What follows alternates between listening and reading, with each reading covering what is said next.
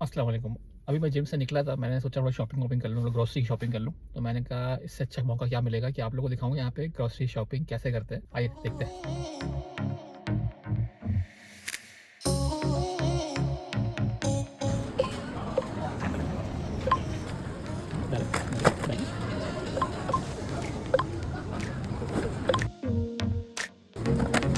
चलो ये सब चीज़ें हैं, इसमें पैसे बनते हैं, पे करना है, पे कर दिया हमने। यहाँ से छोटी सी तस्वीर निकलाई।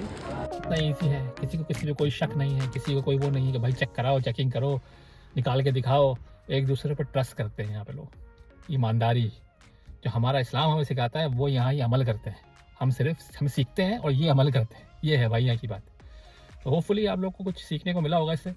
और उम्मीद करता हूँ आप लोग इस चीज़ को अपनी ज़िंदगी में अमल करने की कोशिश भी करेंगे, इम्प्लीमेंट करने की कोशिश करेंगे और अपना बहुत ख्याल रखेंगे। इंशाल्लाह फिर मिलते हैं। अल्लाह हाफ़िज़।